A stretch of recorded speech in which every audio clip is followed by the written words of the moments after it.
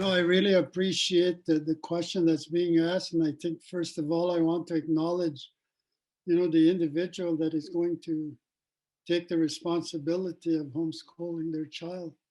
Because I think that's one of the first challenges that we have is to reconnect the children to the home and certainly to the mothers. We do have a law as an Anishinaabe people, which is referred to as the grandmother's law. And that grandmother's law has always been the supreme guidance of how we are to live and behave as human beings. When we talk about educating our children, and of course, that education, should be directly connected to the land itself.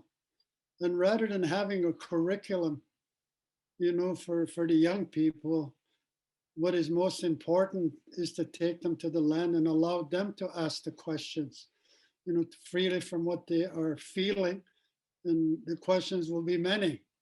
You don't need to write a curriculum for them, because what you want them to do is you want them to learn from the questions that they're asking. What is most important right now for the young people is to take them to the land, and that would be the beginning of supporting the uniqueness of their own spiritual identity, because it's what the challenge is, like I've said earlier, is how do we become kind, caring, human beings. And it's been my experience in working with many, many young people that when we're on the land with them is when you really feel that spirit that cannot be intellectualized. You cannot intellectualize spirit. It's something you have to feel.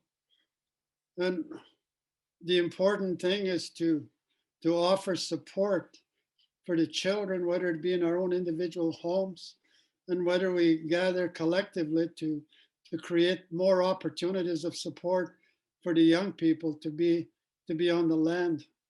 So what I would suggest, to the individual that has raised the question, is that first of all, feel good within yourself that you have that kind of motivation, to homeschool your children. I know as a father, I took, my children out of the educational institutions. And it was my partner that really took the key role in educating my children and grandchildren. And I'm very, very proud that that they talk about those values of showing kindness and respect for everyone. That's the most important thing we can teach our children, is how to love and how to show respect and how to be able to give, because that's one of the biggest secrets to life, is to be able to give.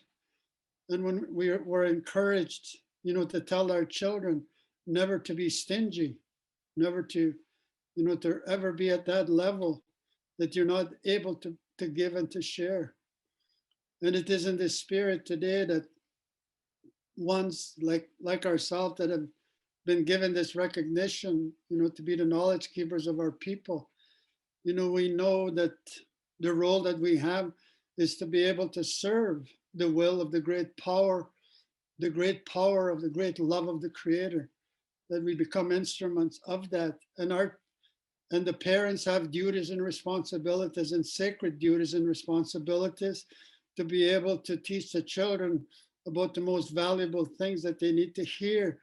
Because once you're able to have the essence of spirit of giving and sharing, you become a magnet to the universe, that you will draw abundance into your life, because that's the way that the power of the universe operates, is through that essence of the spirit of love and kindness and being able to share. So I would just continue, I would just encourage that individual, that there will be help, for you to ensure that you're able to fill your sacred duty as a parent to teach your children.